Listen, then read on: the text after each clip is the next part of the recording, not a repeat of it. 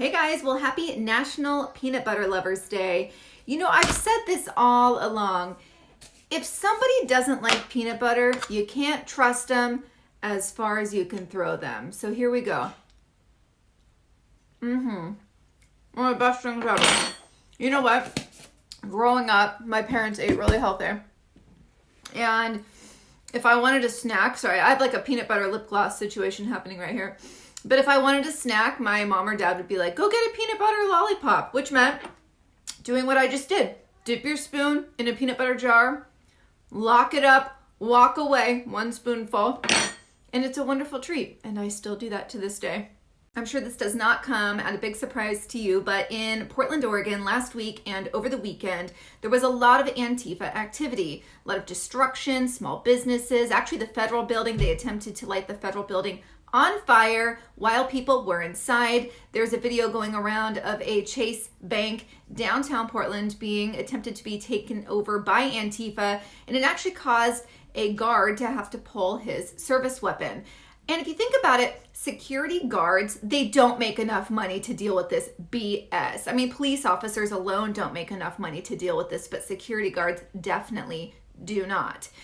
I felt so bad for the guy. They did eventually leave. But you look at the Chase Bank, it looks like a pop-up. It had what do they put, the scaffolding all around it, because you have windows. You can't have windows anymore in downtown Portland. You can't have windows. Seattle either.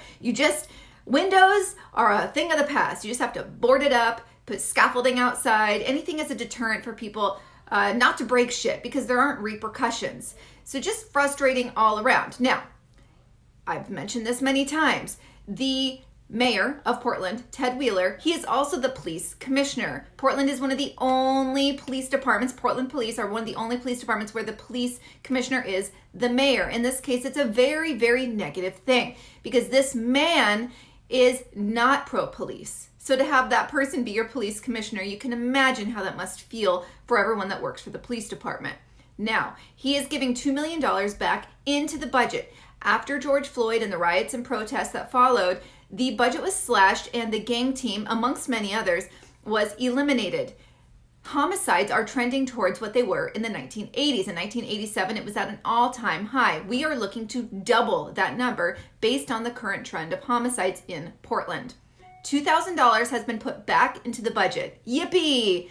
You know, the whole thing is, if you would just stop trying to appease all the leftist lunatics, you wouldn't have to continue to go to the drawing board and undo all of the mess you've made in the first place. And the other thing is, I don't see any changes from the DA. The DA continues to drop cases where these people should be put behind bars. Again, with the Antifa activity over the weekend and throughout the week last week, minimal arrests made. That's a problem. If you don't arrest these idiots, they're going to continue to do it over and over and over and over again. And they feel entitled. They feel entitled. I've been on a ride along. I've seen the way they treat police officers. It's like they own them.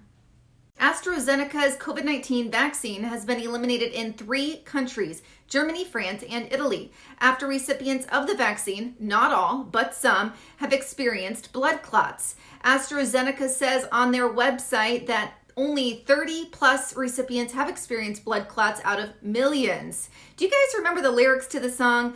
Don't believe anything that you read. You get a parking violation and a maggot on your sleeve, so shave your face with some mace in the dark. And then it goes on to say something about burning down a trailer park. But anyways, don't believe a thing that you read, especially from Big Pharma. Now, in New Jersey, right now, there are forest fires happening. And a lot of people are left scratching their heads because they're like, okay, it's March and it's New Jersey. They're immediately going to arson, which, you know what? I experienced that here in Oregon over the summer, and it's not far-fetched. That happened. And it's happening. So that may be happening. But also, when people think of New Jersey, they don't necessarily think of the fact that there are a lot of wooded areas, much like upstate New York. People think of New York City, they don't think of upstate New York, which is very lush with trees, etc. So here's where I'm going with it. Do you guys remember when Donald Trump was advocating for sweeping forest floors, especially when he was speaking about California and people were ridiculing him?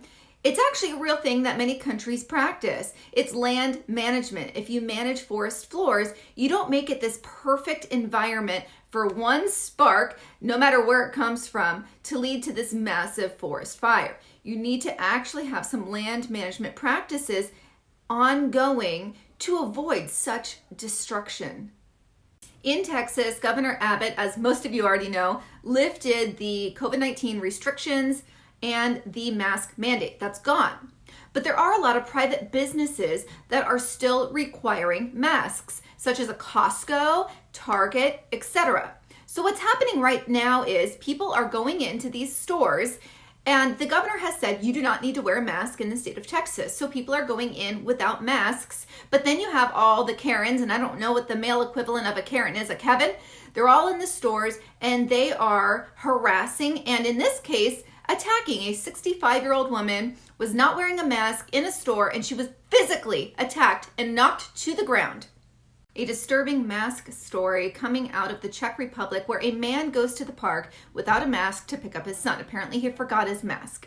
I don't know what the mask mandate situation is like in the Czech Republic. Apparently very similar to here, because he was verbally accosted by some park goers and they called the police. The police came and literally knocked this man to the ground, put him in a chokehold type of lock. That's what it looks like in the image here. His 3-year-old son is just crying his eyes out while he's watching his father be attacked by police for not wearing a mask. You guys, the mask goes so far beyond a physical mask. It is a divisive measure that has been taken. It has created, that fucking mask has created so much division in this world, not just in the United States, in the world. And they've done it through fear. People are turning each other in. That's what's been happening in these states that are free states, where the governors, not just Texas, where the governors have lifted mask mandates. The civilians are turning each other in. Well, on that note, I'm going to eat my feelings.